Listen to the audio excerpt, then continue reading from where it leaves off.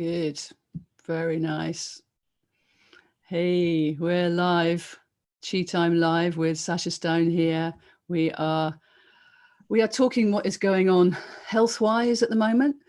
I hope we are. There's going to be all sorts of angles coming in because having watched quite a few of your recent videos, you have such a wealth of intelligence and I'm going to say fingers in many global pies is sort of to say the least. But as a founder of the International Tribunal of Natural Justice, you're really up for bringing through the truth in all its many, many guises, but particularly the ones that need to be looked at around human trafficking and child abuse. So it's a complete honor and a thrill and quite honestly a delight to welcome you to Chi Time, Sacha. Hello.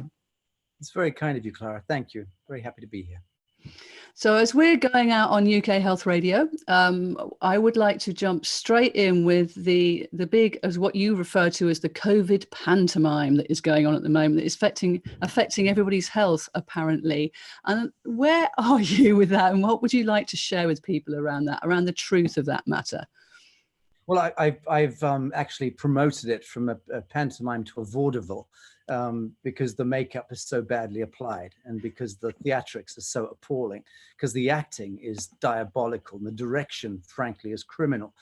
So yes, we're dealing with vaudeville, almost certainly, at a historic, epochal scale that we've never seen before, to my understanding, in the civilization. But therein lies the beauty. Because when the rubber truly hits the road at a time like this, which is the paradigmatic shift, we begin to see with our own eyes the living from the dead, the truth from the fictitious. And that's a beautiful thing, because let's be blunt.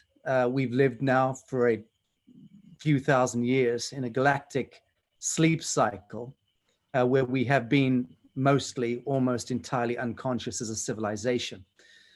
The fact that that is now changing, and there is some real possibility now of the transmutation and the transcendence of a blood cult status quo, one that is steeped in war and disease and poverty, and the desecration of the living, the desecration of the sentient flame.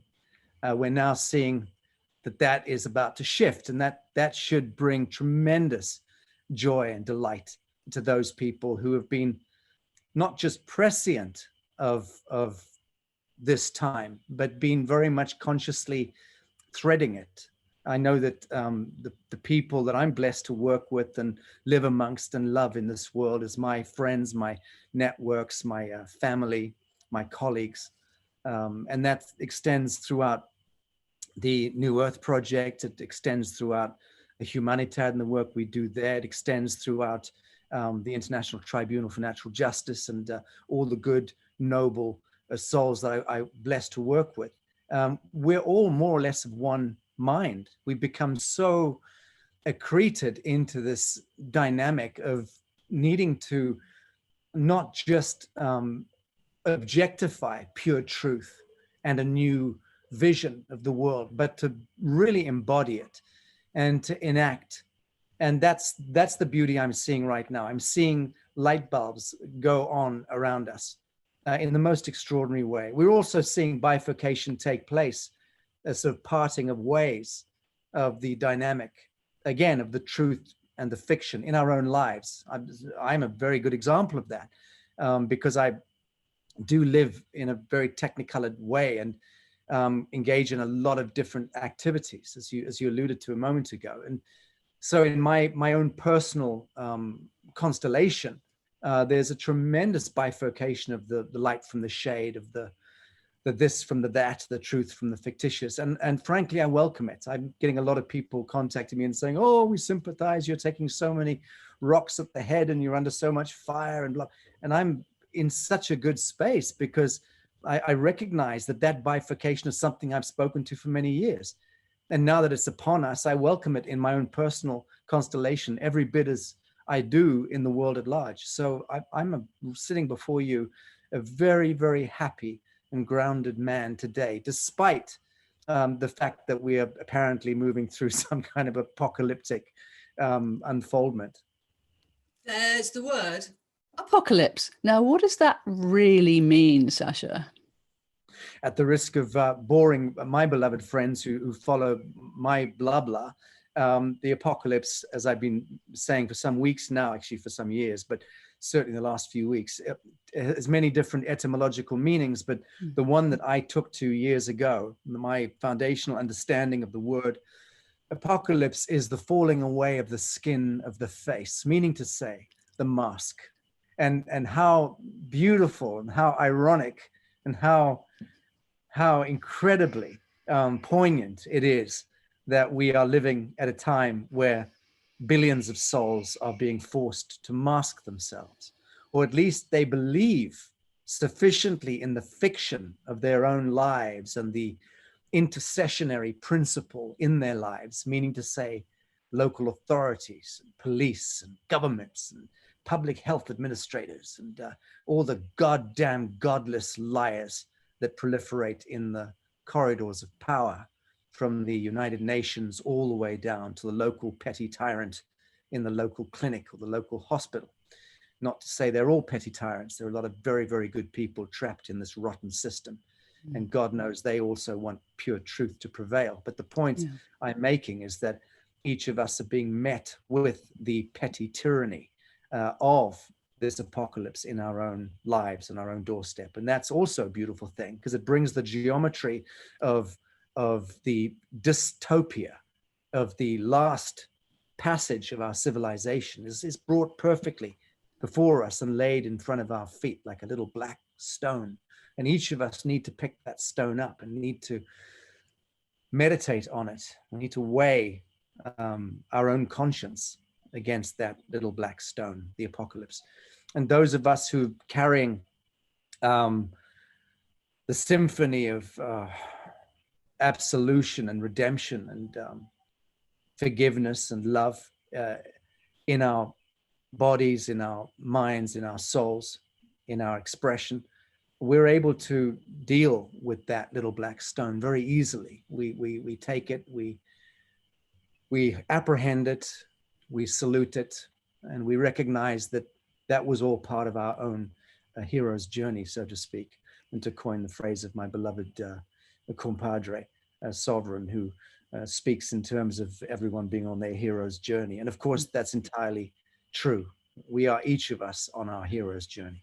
And this is a time when we really are able to measure and weigh ourselves against the fiction. So this is the silver lining of being stuffed up in our houses and so-called isolation for a long time, is it's enabling us to actually take ourselves on and look at that personal responsibility and the choices we have in the moment for real. You know, does this feel right to me, or is this does this feel like it's wrong? You know, who wants to go around masking themselves and not hugging their friends? Is this real? And when you find out there's doctors are coming online saying that they're getting paid to write COVID on death certificates, and you find that it's all going up, all those are, but all the statistics around, you know, heart disease and cancers and diabetes and all of that stuff, that's all really gone down. That's not being talked about. So are people asking these questions, do you think? They actually looking, they're looking, they want to find the truth. Where can they find this? Well, they're not going to find the truth by looking outwardly, and that's the problem. Is that you can see the truth, you can apprehend the truth with your eyes, provided it's your own eyes that are putting the, you know, what you're seeing, the signals to the brain, and then you can compute reality from that, from your own senses. But the problem is we've been so artificialized into and indentured into the idolatry of the fiction of our reality as it is represented through false light and through the adherence and the worship of false light. And by that, I mean television screens and cinema screens and the whiteboards and the blackboards of academia in universities and schools, on the papers and the edicts and the statutes and the codes that issue from governments and from parliaments and from congresses. Everything is more or less a lie, because it is all contained centrally by this Borg-like subhuman intelligence that is driven by algorithms and not by human sentience. And that is also part of the great complex, the great divide at the meta psychological and meta intellectual level right now. But again, I say it is beautiful. It's perfect geometry.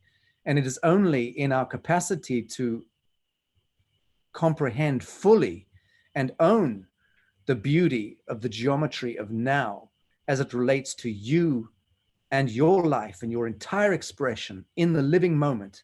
If you are able to bear witness to that geometry and not enmitize it and not demonize it and not seek to run away from it or to obfuscate it or to filter it out, but to be fully present and to acknowledge that the geometry in your life in the now is absolutely perfect. And in point of fact, it offers you the path of least resistance to your own redemption and your own salvation.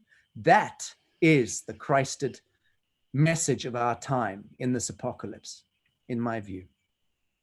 Yes. So the now moment, the truth of the now moment, what is already here, what is showing you, and that we are, kind of sail through the now moment. We get all nostalgic, or we look into the future, but actually here and now is that this is the point.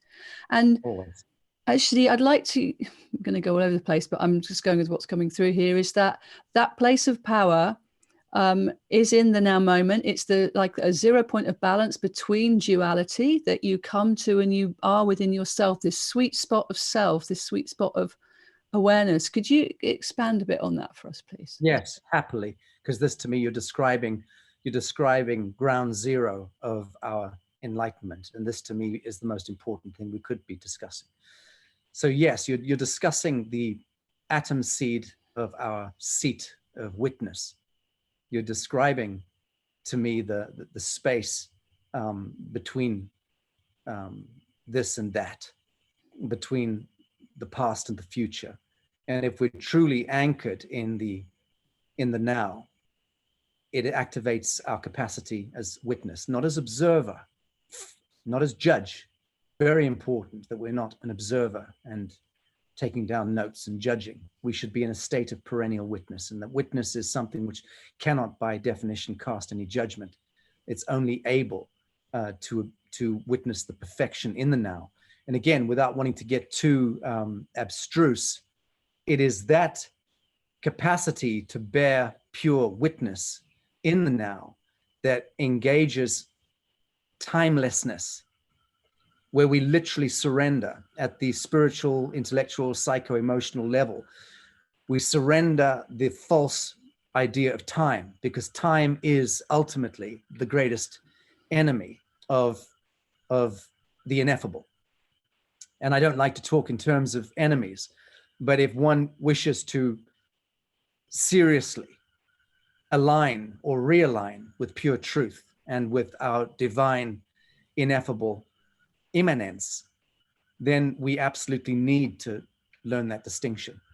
That time has always been the greatest trickster. The idea of 1260 time signature, the idea that there are 60 seconds in a minute, which there are not, that there are 60 minutes in an hour, which there are not, that there are 12/24 hours in a day and night cycle, which there are not, that there are 12 months in a year, which there categorically are not. So you see, we get now into the rub of the matter, which is that the arcane systems of control, manipulation, and interposition over the human family, over millennia, also known as the Catholic Church, and in point of fact, all monotheistic religious structures, all governments, all of academia, the informed wisdom, all of that stuff is part of a colossal orchestration, an unconscious symphony of havoc and of malalignment with pure truth. Because the fact is there are 13 moons in a year. In a full year cycle is 13 moons. Why the devil do we refer to it as being 12? Why do we have 30 days, 31 days, 29 days in a month? This is an insanity. This is how the Babylonian priesthood interposed a fracture into the natural circadian and galactic rhythms that are supposed to govern our sentience. We're supposed to be, as human biological forms, we're supposed to be fully attuned to the circadian and galactic rhythms of our field of expression. But we had this interposition of 1260 time and the Babylonian Julian calendric system and other calendric systems going back into distant epochs in our so-called history. And all of those matrices or metrics were, again, part of a control mechanism, an apparatus, a psychological, intellectual, spiritual apparatus to contain and control us and prevent us ultimately from our normative evolutionary spiral toward ascension, so to speak, toward immortality. Let's be clear. Let's be quite clear. The only reason why you and I are having a conversation is because that part of you and I that is anchored only in the witness of pure truth insists that we are immortal, insists that we are immortal because that is the template of creation. That is the blueprint. That is the truth. That is the true form. That is the source code. And we've allowed ourselves, permissioned ourselves variously at the soul level to fall back into the sleep, into the great forgetfulness, the great sleep over many incarnations. But here we are, and that atom seed is emerging in us. It's a quanta. It connects every living being on the face of the earth. And we know at our source that we are ineffable, that we are majestic, that we are divine, that we're immortal. And that's the reclamation that we must each now enjoin. Every one of us must insist on it for the simple reason that it is the foundation block of our reality, that we are designed to live for thousands of years and only move on from this plane of existence when we choose to soul migrate as a conscious act of will, when we choose to soul migrate. But all the rest of it is illicit and under universal law, unlawful. We have been interceded, interposed, denigrated, degraded, DNA spliced and diced over millennia. Again, this is well documented. The Sumerians, the ancient Egyptians, and so on. This is a matter of historical record that, of course, is kept out of the history books and kept out of dogma we pollute the minds of our students with today. But the fact of the matter is this is well documented. There are petroglyphs and hieroglyphs and ancient. Sound is breaking up a bit. We're talking about petroglyphs and hieroglyphs and how you can search for the true history. You can look for it, but there's this feeling of wanting to be on a quest to find it because the truth isn't being delivered up front. And I'm just going to carry on chatting until Sacha comes back online, because he will. It will catch up. He is coming back. I can hear him a little bit there. No, not quite. The quest for truth is at the center of each and every one of us. And oh, we've lost him. Okay, hopefully he will be able to come back in. Wow. How does that feel inside you to come to that place of balance and witness immortality? I mean, it is your whole this eternal presence of being is what is our truth. And what I was going to say to him next was about how this takes away our fear of death, and then that fear that organizations have of playing on us. But sadly, we've lost the connection, which is not great. Come back, Sacha. Oh dear. I often wonder when we do this kind of thing if when there's so much energy frequency coming through and these computers and electronics just kind of struggle sometimes I don't know what the reason is, probably just technical glitches, but so I've just gone over to another device to see if I can get some more information. That's having trouble loading. I'm going to keep this going because I'm hoping that he's just going to come back on. And he is indeed. Hello, Sacha, back in. Thank you, thank you, thank you. Hi, I think I'm back. You're back. And just as we were you're talking about how the history is there for one to find out, but it's not presented to the mainstream. And I was suggesting that there is the power in going on a quest to find the truth for yourself. And is this what you've done over your life? Because, you know, part of your life is being a rock and roll musician, and then were you always interested in truth all the way through, or did something happen? Did you have an epiphany occur? Well, I understand the question. Thank you for asking it. I think my knowledge of human beings, which I think is fairly comprehensive, is that it is each of our quest. It's absolutely burnt into the soul. The quest for truth, the quest for discovery, the quest for revelation, the quest for redemption and salvation is the very thing that brings about the inertia to get us out of bed in the morning and march out of our front doors. So I genuinely believe it's the universal theme of Homo sapien to be on that quest ultimately for pure truth. But again, call it the hero's journey. But yes, absolutely, I've been conscious of that in my own life since I was very, very young. Nothing exceptional about that. But what in my case, I've just been very blessed in that I've had the fortitude and the stamina and the irreverence to be able to demand answers to questions and to go on foot and pursue those questions until I've been satisfied with the answers. And of course, the more one goes out there, I mean, I've lived in jungles and deserts and plains of Africa and moved around the world for 20 years and lived amongst remarkable people and have beautiful stories to tell. But all of that was really a process of my own exploration of the ego forms in myself. So I may have convinced myself 20 odd years ago that I was on a pursuit to, you know, discover the alphabet of the human heart and to reconvene the human family into a circle and fellowship of man and all of that. Those are the themes that have driven me. But it took me an awful long time to come full circle and recognize that all of that was an explicit expression of my own need to self-identify.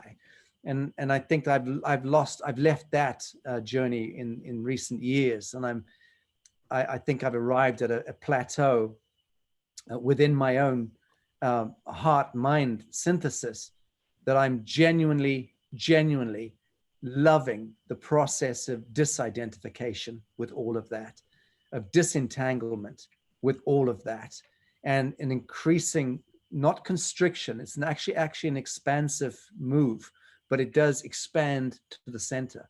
So put that in your recipe book. It's an expansion that moves into the center of one's being. I refer to it as the throne of self. And of course, avid, fearful Christians steeped in dogma would blame me for being a Luciferian because it's all about the I am. Well, that's one interpretation. The I am is incredibly sacred flame. The I am is the Christed flame, is the Bodhisattva, is where we reconvene and realign with Godhead and with the divine immanent flame. But in stepping into that expanded center, that duende line, that indivisible line, one is able to gain such extraordinary clarity of vision, such clarity of purpose. And with that clarity of vision and purpose comes tremendous relevancy, a sense of relevancy. And that the cloak of relevancy is a beautiful cloak to wear in this world, to know that just to be in a state of witness, as a poet, as a thinker, as a writer, as a doer, as a gardener, as a lover, is a beautiful, beautiful space to inhabit. And I wish for that upon all my brothers and sisters. That is so beautiful, Sacha. Oh, it really touched me. You're here with us on Chi time, such an honor to speak with you and for you to share that depth of presence with us. And I love what you're saying about the expansion that's actually a condensing into an expansion. It feels very like it's trying to use words for an experience. Is like, you do your best. And one of the things that's coming up from this is that when we're in this truth, when we're in this alignment, we don't have any fear. There is actually nothing to fear. And that fear seems to be one of the low frequencies that the current society is run on. And that if people find themselves fearful and anxious and worrying, they're actually not giving themselves a choice to be the witness and see what's really going on at their souls. Could we speak into how people could help themselves around this situation, how they could reframe that when they notice they're in fears and worries and anxieties? I'm not a good moral arbiter, and I'm not a man who's steeped in any kind of moral philosophy or even spiritual philosophy for that matter. So I'm not sure that I'm qualified to speak to anything outside of my own personal metric. My own personal metric, again, I've said this lately, is very, very reductive. It comes down to me in the living principle of pure truth in the now, conducting right action in every step that I am capable of, and maintaining coherence to that flame of pure truth to the very best of my ability. Now, that's always going to be a slightly fuzzy logic, because we all like to believe that we're noble. We all like to believe that we're on the right path. We all like to believe that we are evolving into higher realms of expression. But the bitter truth is that some are and some are not. But right action and pure truth to the very best of your ability in the living now is, for me, the path of least resistance to the highest outcome. I don't know how else to put it. I think that one can become very, very steeped in intellectual hubris and read far too many books, from the theosophical doctrines to the emerald tablets to the gospels and all the rest of it. And what I've seen I've never read any of the above, and I've been very, I think, sensible in avoiding reading. I stopped reading in August of 1997, and I can safely say I've not read a book in that time, and that's 23 years. I refuse to read books. I've had some books very kindly acknowledging me, and I've written forwards to books that I haven't read, but I know the gist of the authors and their noble undertakings. Look, I am not interested in words. I am less and less interested. That's what I mean by the process of disentanglement and disidentification. I am less and less interested in words, contracts, deeds, bonds. I think they are all fallacious. I think they all speak to very much the old Atlantean model of contracting one another's and engaging relationships, and then trying to guarantee relationships and indemnify oneself against reality. So contracts, words, for me are not the kind of language I welcome. I'm very much envisioning a world beyond contracts and books. When we start to get into the psionic activation, and let me just stop by saying, do not burn the books. Books are beautiful, beautiful things. And I know, because I was intoxicated with them and by them for many, many years, and they played a seminal role in my own formation. But I just suggest that at a given point in the, let's say, the spiritual or philosophical quest, that it really behooves one to begin to stop simply immersing oneself increasingly in doctrine of any description, because it ends up blind spotting you against your own becoming, against your own revelations. That's the danger of the written word and the published word. Beyond a certain point, one must not rely on gospel or doctrine or dogma or contract of any order of magnitude. One must disidentify, disentangle until one is simply beginning the process of activating or actualizing the living flame, which is the psionic consciousness, which is the gut consciousness. It's where the tick-tock of this heart and the blah blah of this brain really move into some kind of phase conjugation and cancel the signals out. And then boom, your gut intelligence, your intuitive logic, your connection to the universal mind, to the spiral of Alcyone, to the hall of Amyntas, all of that stuff starts to cohere only when you allow yourself to fall back completely into the void, so to speak.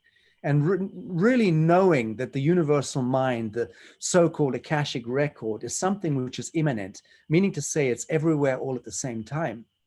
And as long as one moves into that coherence with it, you have access to it.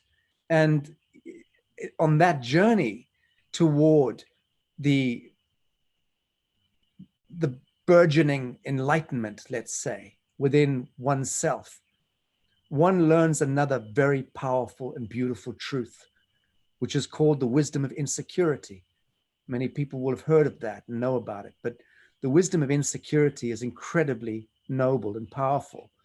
And in the 21st century, if you were seeking enlightenment, you had better get used to the wisdom of insecurity. You had better get used to inhabiting a realm where there is no foothold. There is no hand grip. You have to move into the quanta.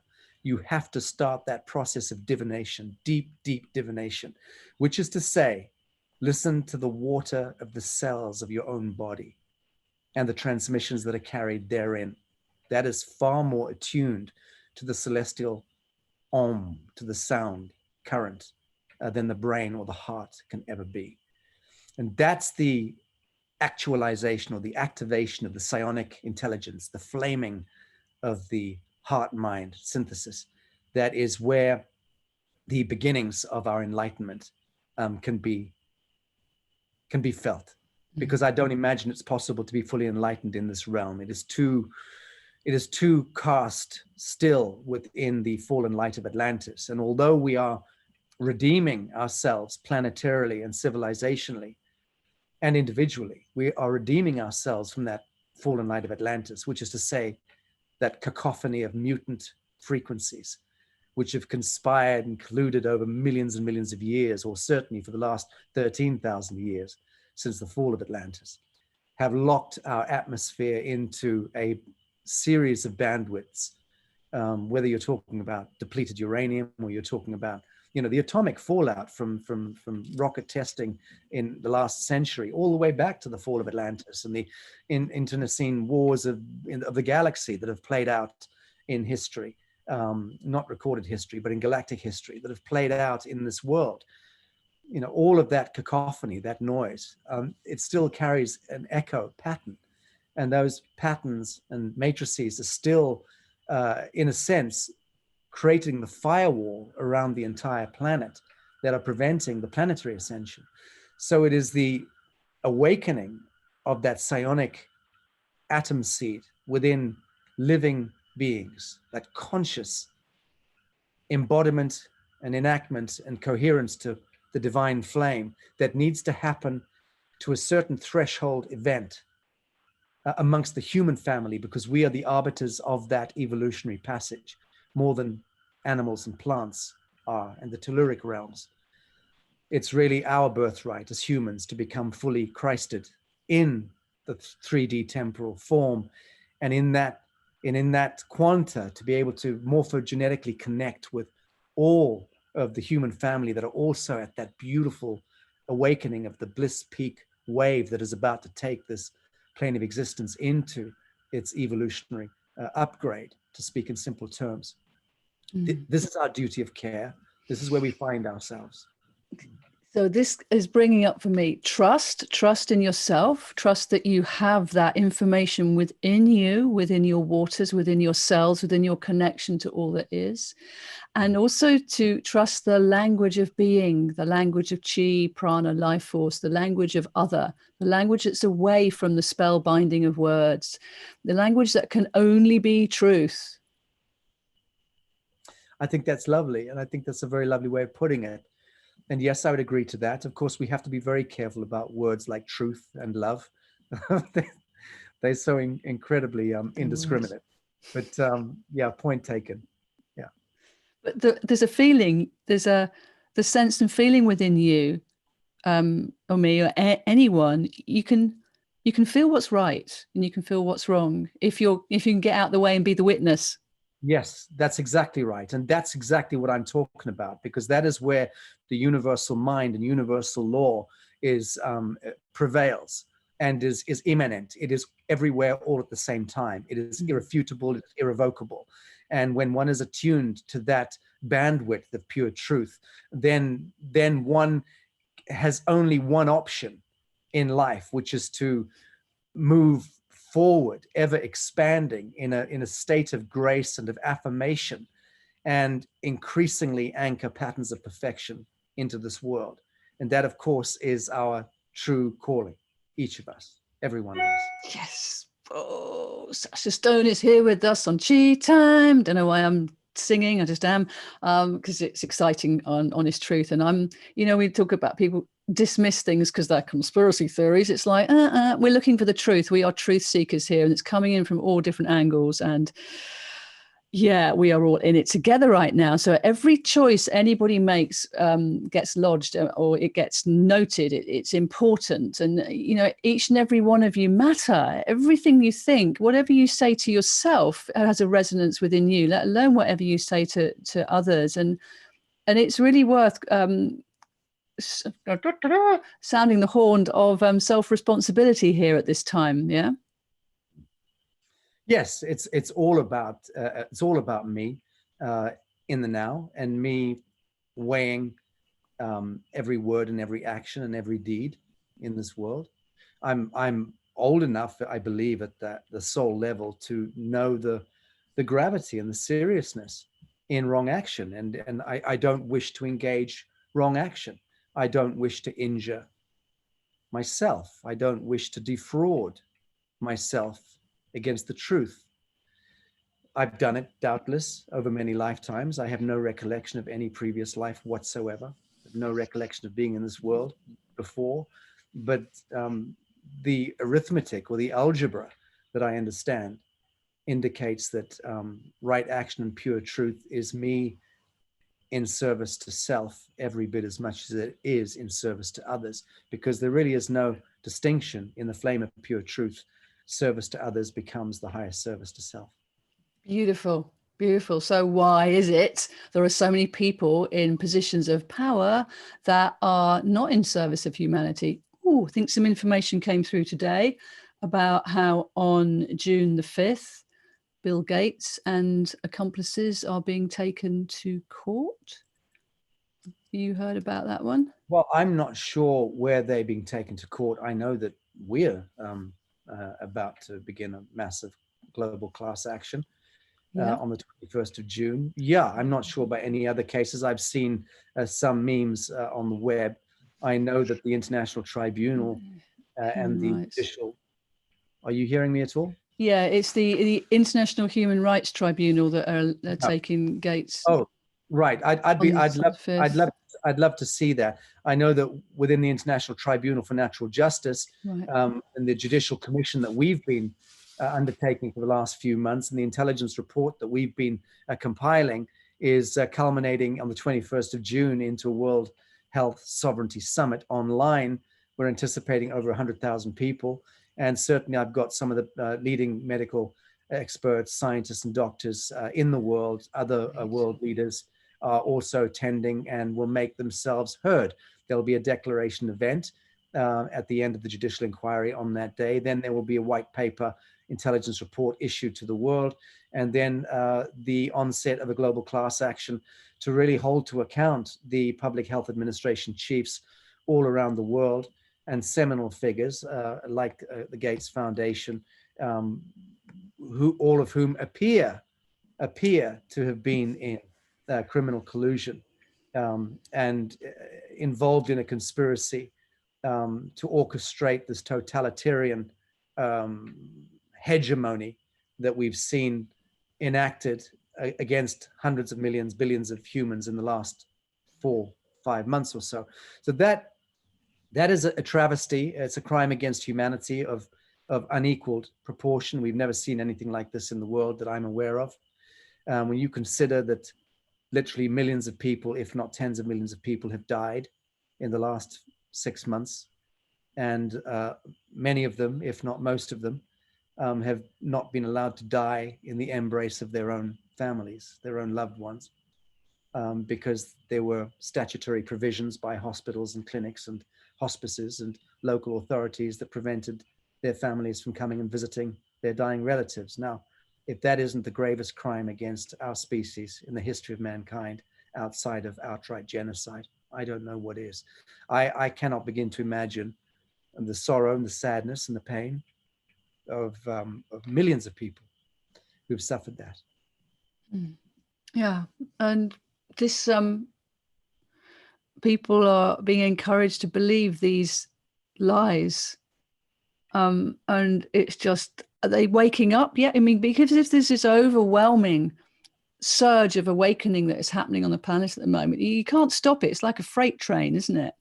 And it's like something like this COVID vaudeville, your words, has come to make people wake up. Is that okay that you can't visit your dying relatives? Is that really okay? No, it's illegal. It's unlawful, immoral. It's a desecration of the fabric of the soul of humankind. And the demons and the godless troglodytes and costumed officials and sock puppets of the globalist regime will pay in full. This is not a matter of vengeance. This is a matter of remedy. And truth will prevail. The truth always does. The truth of 9/11 will prevail. The truth of Bay of Pigs will prevail. The truth of Pearl Harbor will prevail. The truth of the Oklahoma City bombing will prevail. The truth of Waco, Texas massacre will prevail. The truth of the Second World War, the First World War, the Napoleonic Wars will prevail. The truth of the 1776 compact by a band of blood cultists under the Bavarian Illuminati, that truth will prevail. The diabolical, demonic possession by the Jesuitical order under the purview of that historical sociopath Ignatius Loyola, which gave birth to the Black Papacy that operates with impunity for the last few centuries within the Vatican complex, driving the Bank and the Crown of England, the US Treasury Department, the Federal Reserve, the Bank of International Settlements, the United Nations, and the national reserve banks and corporation governments in every nation on earth that is defiled, massacred the common people, downgraded, desecrated the black skin, brown skin, red skin, and yellow skin people of the world, not to say the white skins as well. We're talking about a chronology and a pathology of evil. And all of that will find remedy in the flame of pure truth. And it's happening now. And that should give us tremendous succor. It should give us tremendous, I don't like to use the word hope. I think hope is a ghastly word, and I think it should be sponged from the lexicon. But just a sense of becoming, a sense of remedy, a sense of natural justice and restitution, reclamation of human dignity and a planetary balance. These are the joys of the eternal spring, that the bounty that is about to become ours. And by ours, yes, I'll refer to the Holy Book and speak in terms of the meek. And the meek, by definition, are not those people that wear a mask on their face and bend over and get jabbed by their local health official. Those are not meek. Those are sock puppets. Those are people who are aligning themselves with the subhuman frequency set. The meek are the people who are brave enough to tear the fucking mask off their face. The meek are the ones who will walk out of their front doors and stand down the costumes, the seals of office, the throne, the crown, the state, and would defy Yaldabaoth and his minions, the archonic influences, stand them down with a common human pulse, eyeball to eyeball. That describes the meek who have the courage to stand in the light. The courage to stand in the light of the truth, Sacha. That was stunning. So that, how do we put that approach into this current 5G vaccination BS that's going on at the moment? How do we ensure that doesn't occur? We do not consent. We stop obeying. We stop paying personal income taxes, absolutely, as a new covenant with ourselves that we will not defraud ourselves against ourselves. Please understand that paying taxes is you stealing money out of your own birth bond or your own treasury bond and giving it to the state so that it can penalize you even further, or send your babies off to war, or outlaw your own capacity to heal yourself with plants, and will ultimately poison the air, the soil, and the water until you die of an unnatural death. So if you want to continue paying personal income taxes into that godless construct, then you, my friend, are subhuman. You see, it comes down to this. Each of us want to believe that we are good citizens, that we're good people going about our business. And invariably that is true, but it is no longer true when you abrogate your own soul covenant. It is no longer true when you move against the grain or the current of your own conscience. It is no longer true when you refuse to enact your own consciousness in action, which is to say you defy anything which assaults or affronts or insults the soul. You defy it. You do not allow anything to transgress your soul covenant or to infringe or infract upon your soul covenant, ever. You did not soul migrate into this world through billions of life forms, over arcs of time, through multiplicity of incarnations. You did not come this far on your journey to be told by some godless mandarin in a costume that you need to take an injection in your arm so that they can inject into you an oxidative enzyme that will glow up under a scan at an airport, all the while acting as a cover story for the real injection, which is a Luciferian enterprise, which is introducing the CRISPR and mRNA technology to genetically modify you and your family, literally by cutting into the DNA and interposing its own language into your DNA. That is absolutely what we have discovered by the most advanced scientific forensic analysis and inquiry. We know exactly what is inside this Luciferian vaccination program, which will not be mandatory. I've said this for a long time. I was maintaining that there is no way that Trump or Putin or any of the other more enlightened leaders would ever permit it to become mandatory. In fact, if you observe what's happened in the White House in the last few weeks, you've seen Donald Trump, love him or hate him, you've seen him essentially pull the carpet out from underneath a quadrillion-dollar global pharmaceutical enterprise. The fact that he announced that he was on hydroxychloroquine himself last week just ended the pharmaceutical industry, but it'll take about 3 to 5 years to fully dissolve that godless construct. But I've been at this game of analysis long enough to know exactly what I'm saying.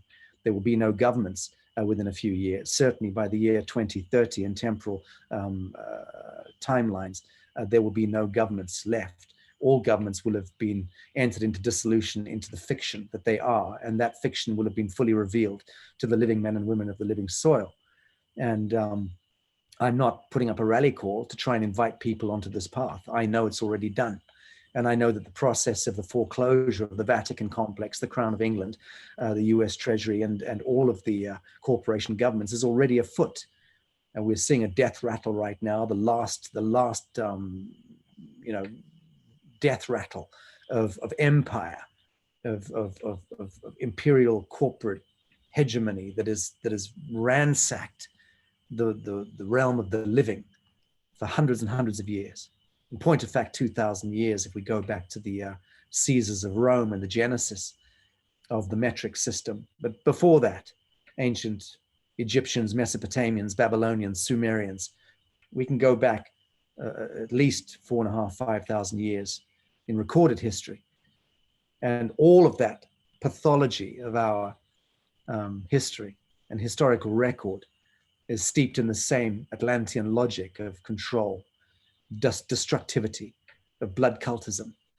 All of that is under catastrophic failure right now. But we are having to, you and I, and our brothers and sisters who are attuned to that living flame, are the ones who are here, born to be the witness. And it is our state of witness, which does not judge, doesn't castigate, but it ensures justice and remedy. It ensures the restoration of dignity to people and planet. That is our duty. That is why we are here. And there are now millions, tens of millions, hundreds of millions of blessed brothers and sisters around the world who know absolutely that that is the case. Now, they were not in that state of grace 3 months ago or 3 years ago. They are today. And that is the true grace of God incarnating. Yes, yes, yes, yes. So a load of forgiveness for what you haven't done right in the past, forgiveness for stuff that hasn't gone right, whatever. Be in the now with what feels right now, where your truth is right now. And to forgive all the way around, this absolution, this empathy for others. We want it inclusive. We want us all to be able to move forward and be one presence. Yes. Yeah. Yes, we absolutely do. I mean, I think that spirit, that flame that we're describing in this conversation insists on unification. It insists on the principle of prior unity, as my beloved, belated friend Adida referred to it as, this beautiful principle of prior unity, because it is the alpha, and we are the omega point, and we are the incarnation, you and I, of the alpha and the omega in the 3D temporal realm. And the more we're able to acknowledge, own that quanta of being, the more imminent our own capacity, again, to anchor patterns of perfection into this realm. And that becomes the true story, which is how we reclaim our memory, our remembrance of the past, our remembrance of our true genesis, our cosmogenesis, the remembrance of our divinity. And the more we remember it, the more we project through the pineal and through the flaming of our capacitance to bring universal light coding into the body, and then transmute it and transfer it into the field. The more we are heightening that collective frequency field, the more we are moving into that reconvergence with the immanent. And then how we paint on the canvas of life becomes the only question. How much bliss can you take? How much, how deep, how profound, how poignant, how impermeable can our bliss be and our dream become? And these are the things that our children should be imbued with. These are the ideas that should be the contagion in classrooms, if we ever need to have such godless things as classrooms.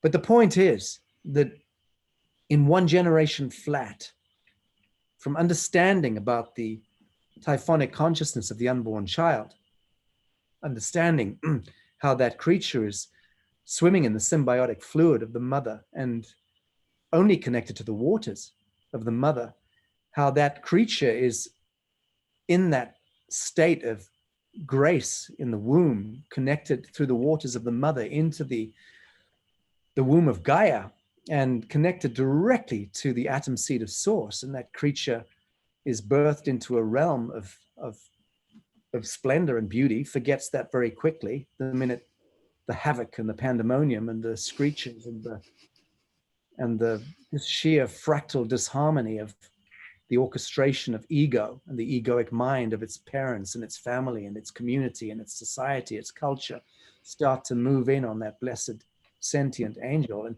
slowly snuff out that celestine flame. So by the time the blessed creature is 6 months, 8 months, 9 months, a year, 18 months old, that flame has been snuffed out. And now the child is forced into the accreted values of ego as well, and trying to define and defend and protect itself against the encroachment, against the cruelty of a world that it's increasingly moving into, and recognizing those dark forms, those dark shapes. In one generation, we could turn that around by simply understanding the sanctity of birth, the sanctity of the unborn child, the sanctity of the infant, the sanctity of not ever trying to teach a child a goddamn thing, ever, ever. Only create the space in which that child and its divine inquiry can find full expansion, full affirmation, full creative expression, and then watch the burgeoning genius of the unborn come into this world and teach us. And for us all to acknowledge this miracle of life that we have, because it is an incredible blast being here. And it's like, we forget that because it's such a, it's always here, but it's actually a flipping miracle that any of us exist.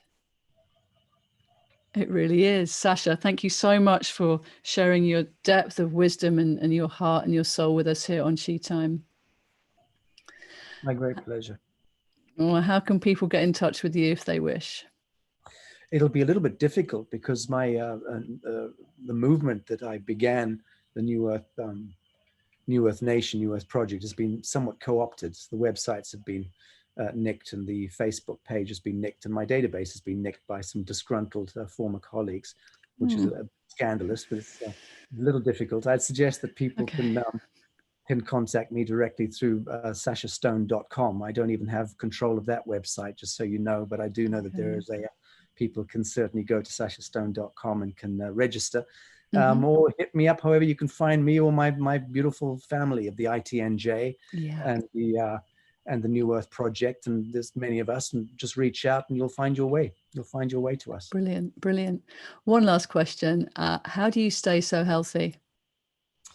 I'm a middle-aged man, and frankly, I should be a lot more careful with my diet. I'm reckless. I don't sleep. I sleep so little because I'm working incredibly hard, and I'm compelled to it, and I'm very happy and blissful in it.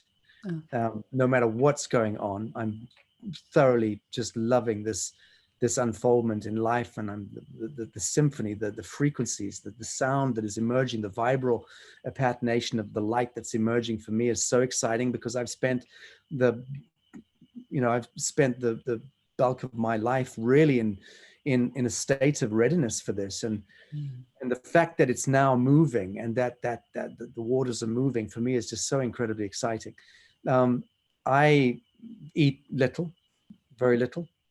I don't drink alcohol. I smoke a shisha pipe, which is a fruit pipe. Now I've stopped smoking cigarettes. I love tobacco very much, but I certainly don't recommend it.